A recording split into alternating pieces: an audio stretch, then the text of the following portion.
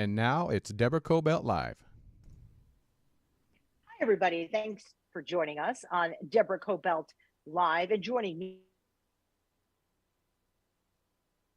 Heather, you wrote the book, Paid to Be Perfect, The Secret to Finding Your Perfect. It's a terrific book, everybody.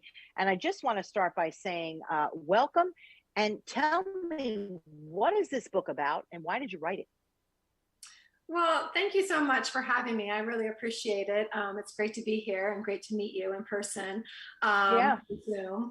The book really came about because I had to maintain my measurements for years, for decades actually, under contract, fit modeling.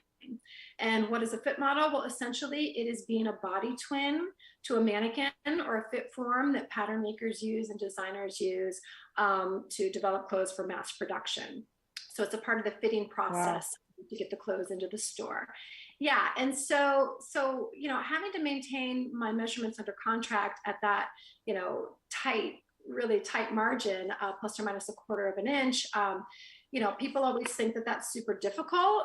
And people also wonder how I did it, not only in my mid 20s to my mid 30s, which was when my first contract came about, 1996 to 2006 was my first 10 consecutive year contract. Then I left to become a mom in 2009. And then I actually thought I retired at that point. But when I was 46, I'm 51 now, almost 52. When I was 46, wow. They called me out of the blue to see if I measured the same. And I did, not because I was trying to, but because I had developed health and wellness methods that just worked for me. And so it was kind of then that I was like, okay, this is something that I need to share, because I keep getting asked the question, how do you do that? Isn't that impossible? Like, what do? You never eat. You must restrict. You must, do you portion control? What do you do? And, the answers are all in the book, first and foremost, but yeah. Long story short, no, I don't portion control. I don't restrict what I eat. I eat absolutely everything that I want to eat. There's an entire chapter in my book called Whatever I Want, and it talks about me eating whatever I want, because I believe that we're designed to get pleasure from our food choices. So I don't restrict. I don't calorie count. What I did was I found foods when I was under contract, when I was, like I said, in my mid to late 20s, I found foods that worked for me, and those foods worked for me to stay at a specific size. But then I realized those were the foods that actually made me feel good. So I changed my whole approach to nutrition, to really everything I do. It all stems from kind of what makes me feel good, what makes me innately feel good. And, and then it just kind of transpired from there. So the whole book is about everything, all of my healthy habits. The bulk of the book, I would say, is nutrition, but my nutrition habits, my fitness habits, my wellness habits, my skincare, everything that I've done throughout the course of everything that I've learned throughout the course of my decades-long modeling career. Let's dig a little deeper. I like that you talk about wellness and your mindset, and I'm going to get personal here myself, because even though I know all the right stuff to do and the portions and all that, I'll just go right through it for whatever reason. I'm having a happy day. I'm not having a happy day. It's a party and it's like all bets are off. And if there's like a half a pizza left, maybe you'd have a piece, but I'll go for the whole thing. And I think those of us who sometimes struggle, right? To remain healthy, even if we know how.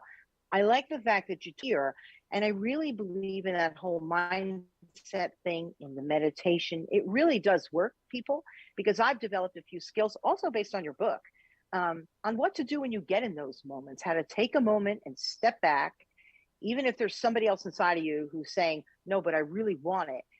It's all about not just portion control, but control, right? Control what you're doing. That's hard to do. But the way you laid it out in the book, any of us can sort of follow it because it's calming, right? That's what I like. If you could talk to us a little bit about mindset and wellness, and how do you practice it? So first, I'd say first and foremost, for those moments when you do feel like you're kind of going off the rails and doing whatever the things that you don't necessarily want to do, I would say first and foremost, lose the judgment. If that's really what you want to do, have a day like that, you know what I mean? Have an evening like that or whatever. So first of all, lose the judgment, because, you know, the whole point is that there are these ebbs and flows. We're not, the point of you know, finding your perfect isn't going to be, oh, I do everything right every single step of the way. No, the point of finding your perfect is appreciating the process of all the stuff that you do, and also giving yourself props for when you do kind of move towards the things that you want, that you know that you want, and giving yourself some ease and some, you know, okay, so whatever, I did this, that, or the other, you know what I mean? I've drank too much so many times, you know what I mean, that I can't even count. And I'm like, why did I do that? And sometimes I wonder if I didn't do that because I kind of need to remind myself that I don't want to do that. You know what I mean? So it's the same thing as sugar, you know, just binging out on sugar or binging out on whatever. Just have those moments. Don't beat yourself up about it, and just gently align back. That would honestly be the first thing. The first mindset thing, I think, is to really not beat yourself up and just accept the process. You know, the second thing I would say about sugar specifically, if that's your thing, that's certainly my thing. I love sugar. Is I give myself a treat at least once a week, usually more. It's usually at least twice. But you know, I do my healthy habits, you know, so that I can look forward to those treats, and they taste better. So I actually enjoy the treats more than when I'm just shoveling around, you know what I mean? Like if I'm hungover, I mean a bunch of junk just because it's, you know, it's sounds good in the moment or whatever, you know what I mean? So I think just enjoying those moments and just setting them aside. Okay, I want to go to the movie theater and just eat a giant tub of popcorn. Well, then go do it. You know what I mean? Just do it and go back to the thing that you want to do the next day.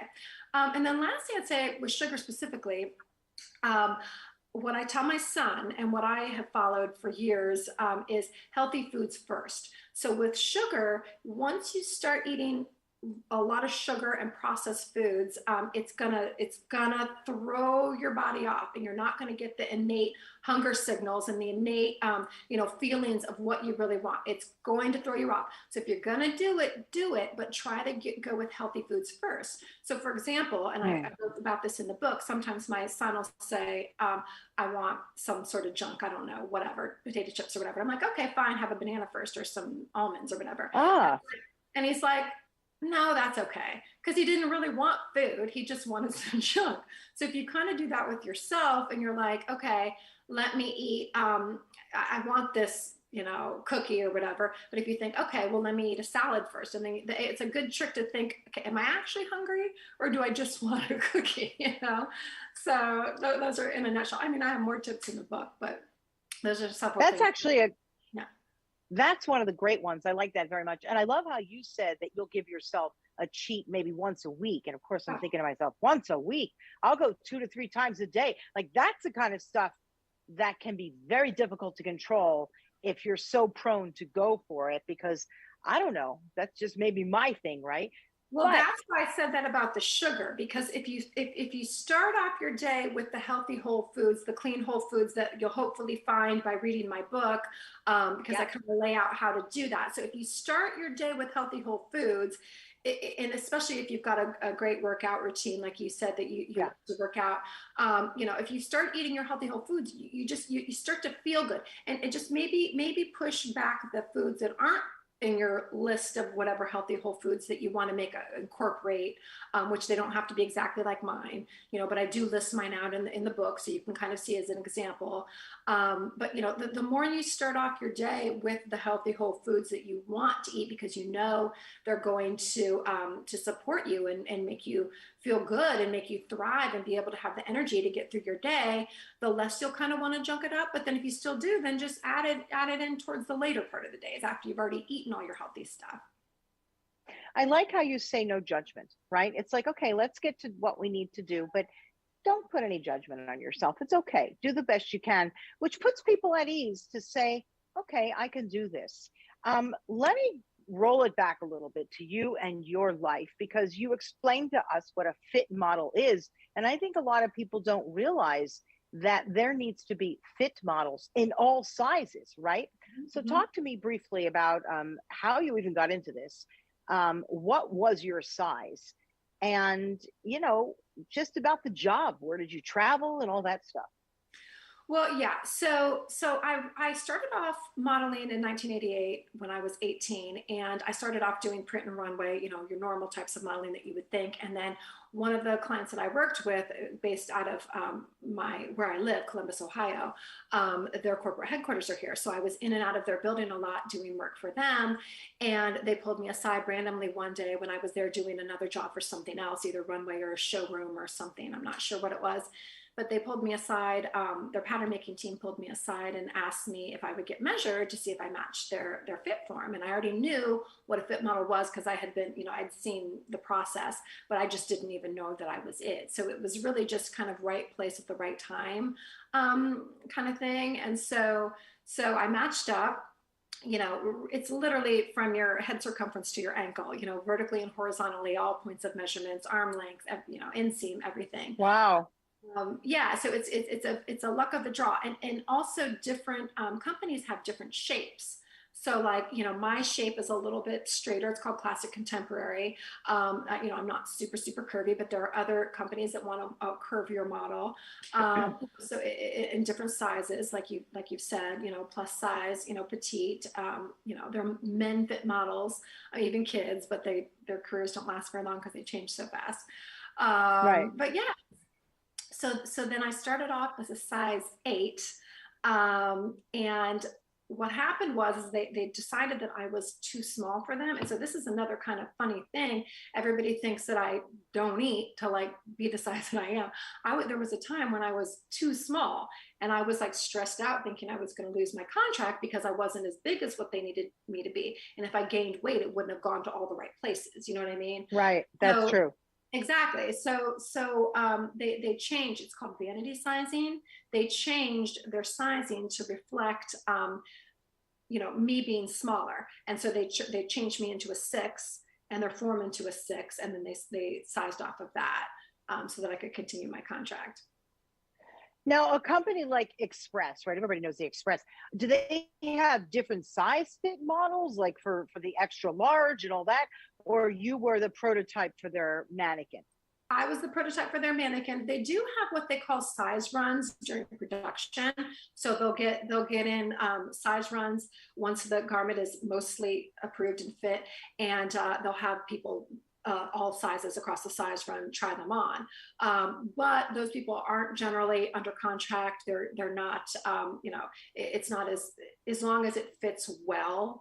It doesn't have to fit as perfect as it did like on me. What are some of the companies that you've worked for as a fit model? Well, all the companies here that were based out of Columbus, so Express, Victoria's Secret, the fit modeling contract was Express, but I had fit with various companies, Express, Victoria's Secret, Limited, back when the Limited was here, Abercrombie, I fit with Abercrombie. Wow. The other places in New York, Eden, Castle Star, several people throughout the Midwest and in New York. And you got to travel quite a bit too, right? With this career that you didn't even expect to have, right? It was an unexpected career for you, wasn't it? Exactly. Yeah, I never thought I would continue modeling as long as I have. Now with the pandemic, when I was 49, they closed down. And so I didn't go back after that. So I am now retired again, but that was also a good time to finish this book. So I got to travel to Asia. We would go there and work with their vendors and their pattern makers. Many times I've been there, Mexico, back and forth to New York all the time. I traveled quite a bit throughout my career. You also talk about you have a son, right? Uh-huh. And, even getting back into shape, that's not hard. That's not so easy for so many of us. And I had 3 sons like back to back. Like one, I got a little back in shape, and then the other one, I'm like, oh no. And then the third one, I'm like, wait, what did I do? And that was not so easy for me to bounce back. I really had to work hard. But you did. And you did it with disciplined thinking, right? And then you were able to work again, which I found miraculous, because as a fit model, you really, what do you say? You're down to like a quarter of an inch. Is that right? A quarter or of half an inch, or what your size? Wow. Yeah. So was it difficult for you, or because you've always had these good practices, because you've always had these good, sound practices, you were able to bounce back into work, right? Right. So yeah, it is a quarter of an inch plus or minus. And I'm sorry, you did cut out a little bit, so I hope I'm asking the right question because there was a little bit of a glitch. Sure. But yeah, so after I had my son, when I left modeling, when I left my fit modeling career, I didn't intend to go back. I had my son, Right. and I was like, okay, whatever. My body's my body. It's going to make any change it makes, and that's cool. Whatever. That was great. That was a great part of my life. But I'm ready to be a mom. No big deal. So I wasn't really worried about the changes, and I wasn't really trying to stay at my contracted size. I was just trying to just feel good, because especially as a new mom, you need to eat right and you need to get your sleep as much as possible, because it's like newborn life is crazy. When you have a baby toddler, you need to support yourself as much as possible to even just have the energy, especially when you're an older mom like me. I was 38 when I had him. I turned 39 like a month after he was born. So as an older mom, you got to yourself the support you can have just to have the energy to keep up with the little ones, right? So that was really where my mindset was to just what makes me thrive, what makes me feel good, and then that's why when they called me out of the blue at 46, I had no idea if I actually still measured the same. I thought I knew I was close, Wow. but I didn't know, I mean, gravity is real, I nursed for 15 months, my apex, which is, the place where your fullest point of your bust is not the same. It's lower, gravity is real. And, I have stretch marks on my belly. I have extra flabby skin on my belly. So to go back to work under fluorescent lights with those flaws, because it's all just, my body, it is what it is. That I was like, okay, I have to go back under fluorescent lights with this body, this new mom body. So that was a little weird for a second, but it was fine. And I knew I would be fine with it once I got there, but it was just a little bit like, oh yeah, I look different, I'm this mom now, What's interesting about the book is when you look at the title, Paid to Be Fit, you think, oh my goodness, this is one woman's story about, being beat over the head about you're not the right size and you went in a corner and starved yourself. That's not this book at all.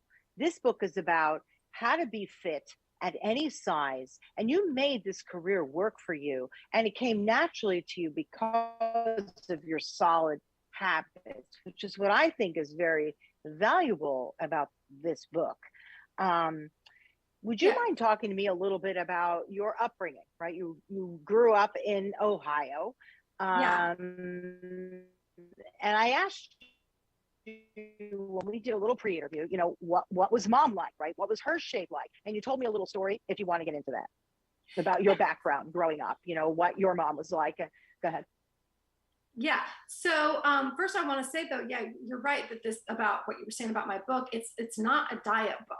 It's really more about maintaining consistency of your own natural size. And what is your natural size? Well, I kind of help you go about finding it in my book. It's like, it's just appreciating where you are when you're doing the things that support your body. So it's not a diet book.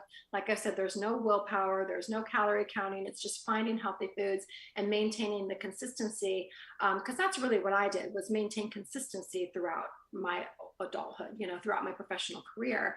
Now, most people don't have to maintain that consistency as close as I did, but it was, like I said, it was natural for me and easy and effortless. And that's kind of what I want to share to the reader, how effortless they can truly feel about their nutrition choices, because they're eating and they know the things that will support where they need to be. So I grew up in Findlay, Ohio. I was born in Toledo, Ohio, but grew up in Findlay, Ohio, a small town. I now live in Columbus, Ohio. And I was adopted by my parents, and they had 3 kids, and then they adopted 3 other kids. So I grew up in a family, where no one had my genes. So, we had all shapes in the family, and all colors, and all features, and all hair types, and so as far as like the way I saw myself evolving and growing, like I didn't really know, I didn't know how it's funny, you and I were talking about gray hair, and I've got some, sprouting through as I try to cover Hang it. on. We were. I'm just kidding. I'm being silly. I'm joking. I said we Well, were. in our, Go ahead. little pre-meeting, yeah, you were, I'm joking. yeah. What gray hair? What gray hair? Anyway, go Well, ahead. Honey. I mean, I Get got your- a little bit, yeah, but just not even knowing, when I'll get gray hair. You know what I mean? Like, so I still like, have this kind of just this curiosity of where I'll land. You know what I mean? I don't have any conceived notions. I just have okay, that's what that's going to be. You know what I mean? So that's kind of a unique perspective, I think, and I think that's also helped me through modeling, just to kind of accept whatever is, you know what I mean? I don't have the family that has my genes, so I can't look to them as far as how I'll age. I don't know, so. Yeah. Let's talk about how the business has changed. Let's talk a little bit about aging. And I mean aging like an older model. I look at Mae Musk. I think she is so stunning. I believe she was a single mom. I'm not sure on that one, but wow. And she started modeling much later in her life and career. And I find her stunning. And I hope that as we age, the white hair, the body type at almost any body type is so acceptable as long as we accept ourselves, right? Do you think that's all changing? I do. I think that I think that the modeling industry is changing really, slowly but surely. It's not as great as it could be, but it's definitely changing. All the plus size models, all the different shapes, all the ethnicities, all the colors, all the hairstyles, everything is getting better, and it's all those people on social media that kind of have opened up the door for, leveled the bar on, they wouldn't have been able to model, but they're putting themselves out there. And so they're becoming influencers. And so it's really showing, they're kind of driving, what the fashion industry has to do. So the fashion industry is kind of like, tagging onto that, and they're understanding that everybody wants to see all these beautiful people of all these different types and body types and hair colors and skin colors and ethnicities. So that's really great. I forgot the other question. Yeah. That was well, no, it was really one big question. All body types and aging. I think I'm so okay with being a little older. I know so much more. You know how you hear that when you're 20 and you're like, older, ew. But then when you get older, you go, hey, it's pretty cool. I'm okay with this. And now I also feel accepted. I'm asked to go and give talks and speeches and this and that. And nobody really cares or asks about my age anymore, right? So don't you feel like you're in a career that you could continue if you wanted to, right? Yeah, I feel like at 51, I feel better than I did in my 30s, which is really weird. I mean, I feel great at this age, and I would have never thought that. I think the biggest thing for aging is being open to learning, not being, closed-minded, not thinking that you have all the answers. As a matter of fact, the older I get, the more I know that I don't have all the answers. And that's why I think that I'm, able to kind of navigate it in a way that serves me, I think being open to learning, what works and what worked for you in your 30s, what worked for you in your 40s may not work for you in your 50s, and just being open to kind of tweaking your routine and, doing things to kind of fine tune that make you feel just this much better, You also have a whole part 2 to this book about breaking into the business. Can you briefly discuss, if someone's interested in being a fit model, what do they do? I mean, they're not just going to call Express. Like, how do you get discovered?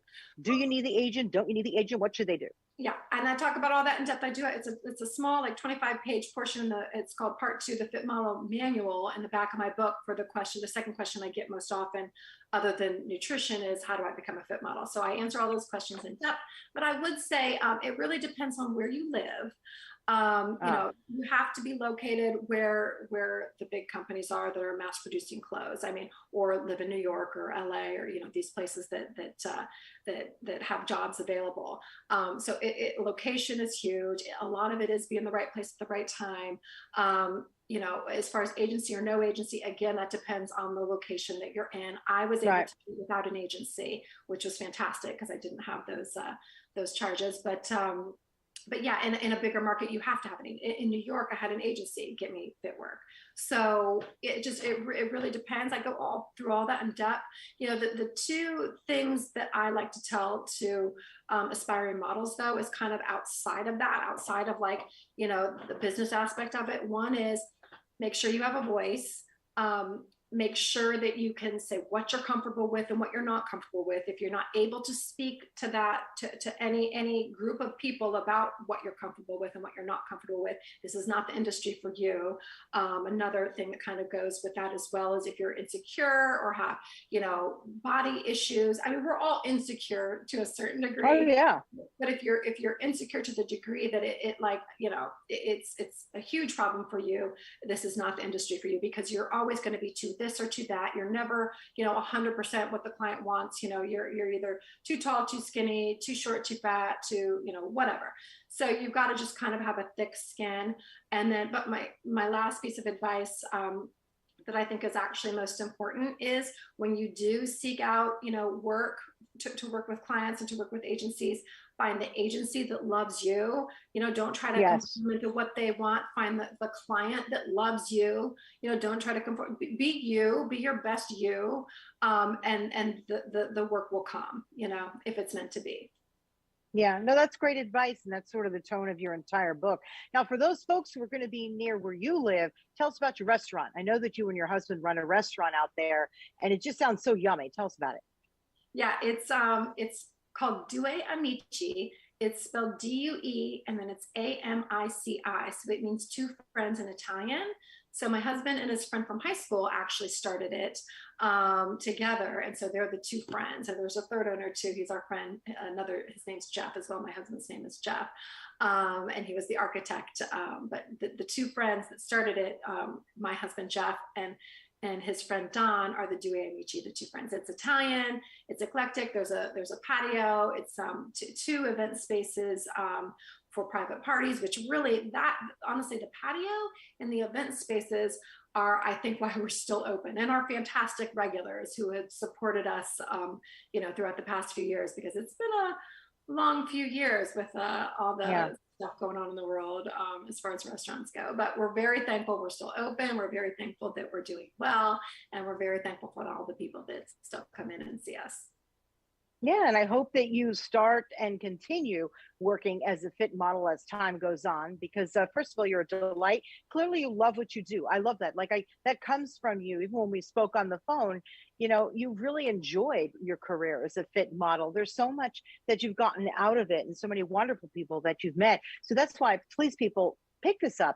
Paid to be Perfect. This is not a book about woe is me in the modeling business. Quite the opposite. It's like how you fit into the modeling business for according to what, you know, what worked for you. And I really just think some of the advice would work for so many of us. I really appreciate it. You've just been a delight. How can people find you and also find your book? Yeah, they can go to paidtobeperfect.com. I have a monthly newsletter that I have been doing this year, so they can sign up for my monthly newsletter. I have a little store on there with some cute little items that say perfect on them, like this little bracelet that you can see right there. And I love it. I have all my I reference a lot of my gurus and the information that I've, you know, developed over the time. That's all on my website. Everything, you know, all the people that have inspired me are on my website, so that anybody who reads something in my book can get the information to get further information about that. And then I have new articles because I'm always learning. That's a whole part of the process, you know, is to kind of be open to new ideas. So anything that I learn that's not in my book, I'll share that on my website. So yeah, paidtobeperfect.com. Yeah, and if you want to learn how she managed to keep that size within a quarter of an inch throughout the day, I just don't know if I could do that. The way I'll go up and down. Remember, pick up the book because it might work for you. Paid to be Perfect. I just thought it's a terrific book, and you really are such a delight. So thank you so much for joining us, Heather Mathis. I really appreciate it. And before we let everybody go, we have a commercial about Annie's. It's actually a really neat company. You know, you could make some of your own jewelry. You could also knit. There's so much that you could do. So please stay tuned for this brief commercial. And thank you for joining us and Heather on Deborah Kobylt Live. And we'll see you next time. Bye-bye. I love individual jewelry pieces, and I recently discovered Annie's Kit Clubs and started making stunning earrings and necklaces that are all one of a kind. Each kit comes directly to my home, complete with real stones, pearls, crystals, and semi-precious gems to create any style from casual to formal. Kits are beginner friendly, they come with all supplies and instructions, but you know what? It doesn't end there. Annie's Kit of the Month Club also includes crochet and knitting clubs to make your own socks, gloves, and afghans. There's also a creative girls club, a young woodworkers club, so much more.